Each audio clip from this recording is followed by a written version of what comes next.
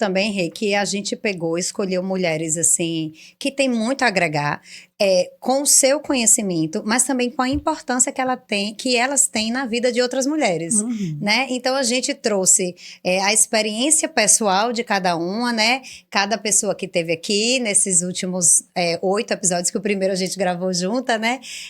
A experiência de cada uma delas pessoal e a experiência no campo que ela domina, né, do trabalho, do maternar, da beleza, da saúde. E aí eu acho que veio assim um acúmulo de coisas, não só da visão pessoal de cada uma, mas também as referências que elas têm no seu meio, né? O quanto elas inspiram outras mulheres e quanto isso é gratificante para a gente ouvir, aprender, discutir, abrir os olhos com outros pontos de vista.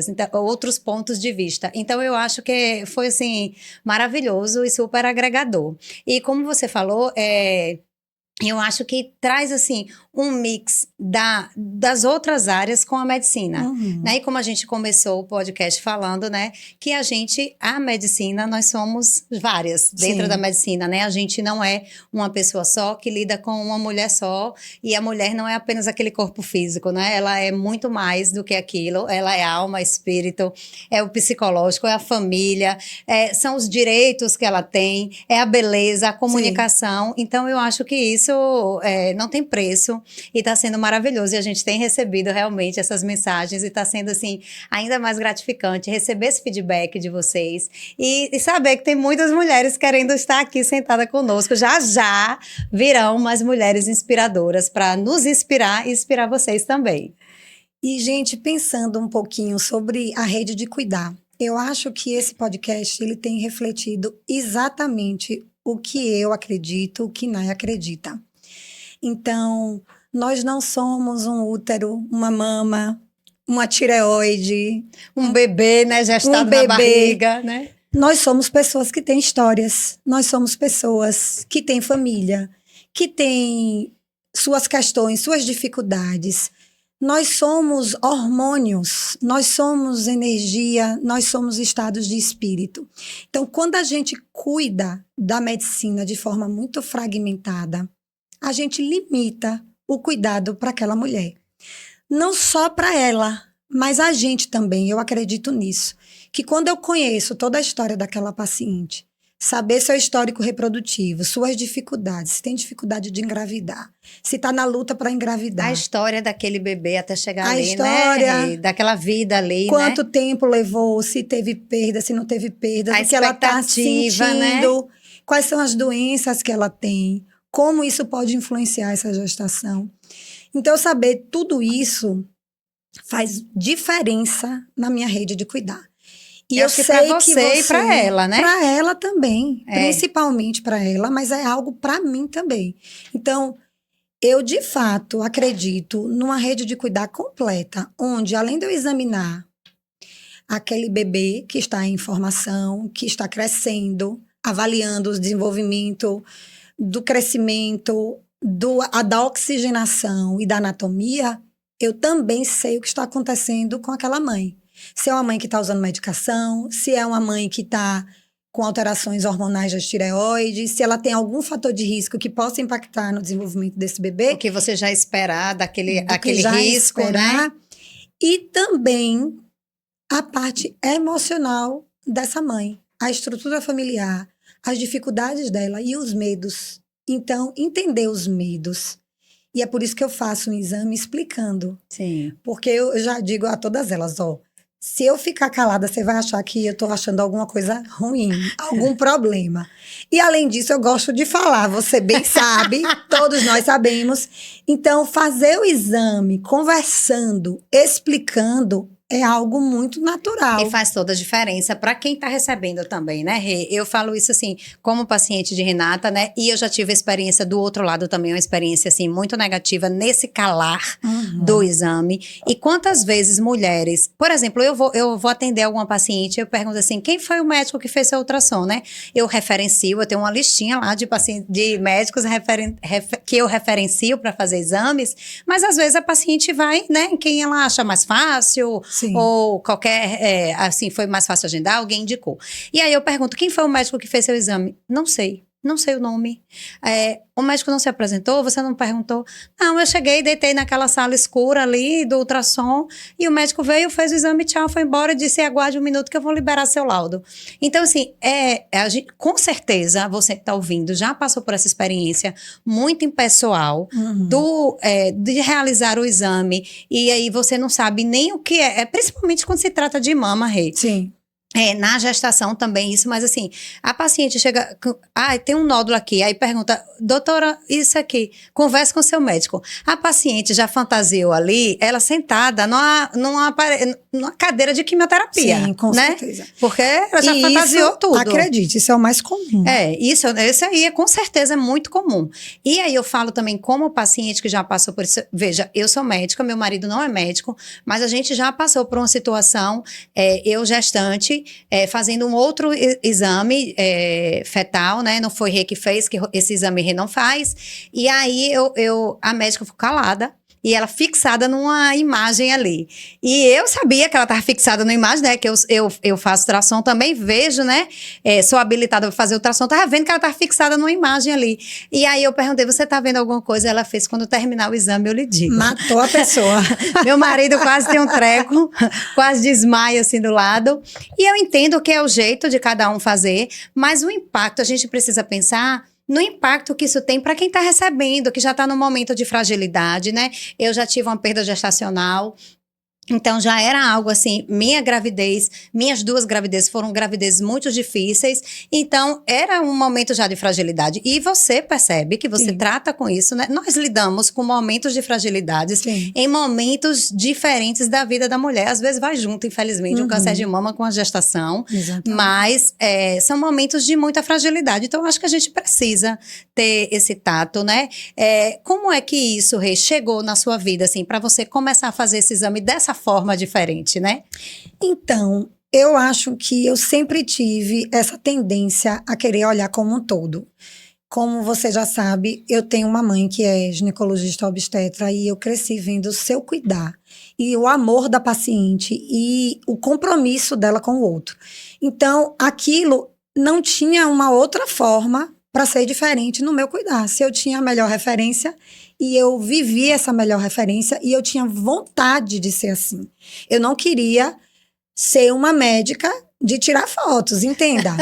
Então, quando eu falo, né, tem uma ultrassonografista para chamar de sua, você tem uma ultrassonografista para chamar de sua, eu questiono exatamente esse olhar comprometido, onde você vai saber meu nome, eu vou te dar bom dia, eu vou saber sua história, eu vou saber suas doenças, suas alterações hormonais. Eu vou comparar seus exames, ver a evolução da alteração, seja na gestação ou na ultrassonografia da mulher, da mama, da tireoide, do transvaginal e do abdômen, e correlacionar isso com seus exames. Porque, veja só, eu vou dar um exemplo bem prático. O paciente vai fazer um ultrassom transvaginal. O médico entra, não dá bom dia, faz o transvaginal, laudo normal. O que significa laudo normal? Não tem cisto, não tem mioma, não tem endometriose, laudo normal. Porém, é normal em que situação? Veja, se é uma paciente que está tentando engravidar, eu tenho que saber a data do ciclo dela. Sim. Porque o endométrio, o espessamento, cada fase do ciclo menstrual tem uma espessura esperada. Se eu não questionar ela qual é a data da última menstruação para saber o dia do ciclo dela, eu posso estar deixando de diagnosticar uma atrofia endometrial. Ou até se a paciente, por exemplo, tem endometriose e você não fez o preparo adequado, né? Se ela não foi, talvez se aquilo ali for para uma pesquisa de endometriose e ela não fez o preparo adequado, aquele exame não vai ser efetivo para aquele achado, né? Ela pode achar, por exemplo, que uma ultrassonografia normal afasta a endometriose. Mas a endometriose, ele é um exame específico onde existe um preparo intestinal, porque o intestino faz uma sombra e uma parte da lesão de endometriose é no ovário. Então, ultrassom transvaginal tradicional, a lesão do ovário vê. Mas a ultrassom para a pesquisa de endometriose, dos focos profundos, do intestino, de fossa posterior, de fórnix, tem que ter o preparo intestinal. É um exame completamente diferente. Então, esse link de saber a história, em que momento a paciente está, do ciclo reprodutivo dela, se ela está usando terapia hormonal no climatério, esse endométrio está adequado. Se ela usa tamoxifeno para poder tratar um câncer de mama, isso também vai fazer diferença, um endométrio espessado, né? Então, o ultrassonografista, para chamar de sua, é aquela chamada para que você não entre num laboratório para fazer ultrassom no automático, igual acolher um exame de sangue. Você precisa de uma pessoa que te acompanhe, que conheça a sua história, compare seus exames e tenha essa troca, inclusive, com o médico que acompanha em outras especialidades. Então, Nai sabe, eu tenho pacientes dela, ela me encaminha pacientes, eu encaminho pacientes para ela também. E qualquer coisa que eu vejo, Nai, não tô gostando dessa imagem assim, assim, assado. Não tinha. A mamografia viu uma alteração que não tinha antes. Não deixa a paciente perdida, que às vezes a paciente vai lá, faz o exame e a vida corrida que a gente leva, a paciente deixa de voltar. Se Renata já me avisou, eu já tô ali naquele a olhar atento. Renata, fulana não veio, né? Então, vamos buscá-la, fazer uma procurativa dessa mulher. Inclusive, eu tenho uma paciente que Renata me encaminhou, que Renata descobriu um foco de lesão intestinal no ultrassom transvaginal. Que geralmente não vê intestino. Então, só que é como aquela história, né? Eu não tô ali para olhar um pedaço daquela pessoa. Se eu tô com um aparelho que tem uma visão ampla, eu vou tentar ver tudo o que é possível ver. Você falando isso aí, dessa visão ampla, isso me trouxe muito o que eu aprendi aqui também, né, nesse podcast, o como nós somos múltiplas, né? A gente já sabe que nós somos múltiplas camadas, a gente sabe que nós somos diversas mulheres e a medicina, nós somos diversas pessoas, né, com diversas questões, uma só pessoa com diversas questões também. E aí, a medicina cada vez mais foi se especializando, né? E hoje você tem um médico do olho, do cabelo, da boca, do pé, da mão, do braço. Então, tem muitas especialidades, né? A medicina hoje, ela é múltipla especialidade. E como a nossa medicina hoje, né, como nós caminhamos para essa medicina super especializada, ficou uma coisa assim que não existe mais um médico que olhe para a mulher, né, que olhe para a pessoa que está ali, né. Muitas vezes nessa medicina assim, da velocidade, da produtividade, né, que nos foi colocada, tanto nós como médicas, como nós como pacientes, né? Sim. Que a gente também é paciente, né?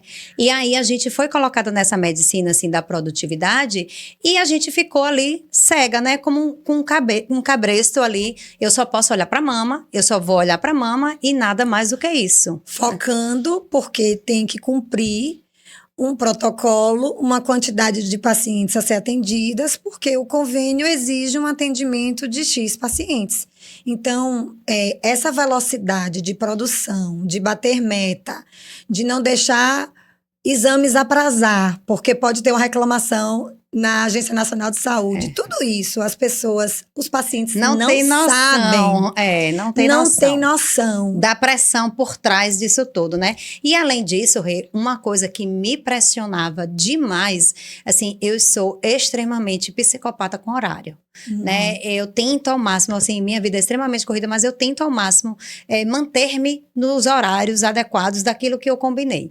E agendar pacientes de 15 em 15 minutos, eu não conseguia dar fluidez. Imagine um diagnóstico de um câncer. A paciente está ali, chora, diz suas angústias, os medos. Você vai explicar um procedimento cirúrgico, os riscos, os benefícios de escolher qual procedimento cirúrgico em 15 minutos. Não dá. Não dá, impossível, né? E aí, o que é que faz, o que é que acontece? Vira uma bola de neve, que as pacientes que estão no corredor, na recepção, estão ali extremamente insatisfeitas. Por causa do atraso. Com toda a razão possível, porque elas também têm horários a cumprir, né? Sim. E aí, você fica naquela angústia. Paro esse atendimento aqui, né? Deixo a paciente angustiada aqui nesses 15 minutos, porque tem outras lá fora angustiadas igualmente por outros motivos pelo atraso. Então, aquilo ali me dava uma angústia, assim. E muitas vezes a paciente chegava assim, doutora, eu trouxe meu exame de sangue, trouxe minha colonoscopia. Hoje eu só vou poder olhar a sua mama. Né, sua mamografia, seu ultrassom, sua ressonância, examinar você, a sua mama.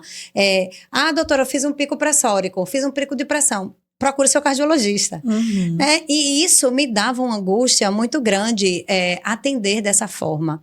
E assim, viver a medicina de outra forma, eu já nem me lembrava mais como era, Rê.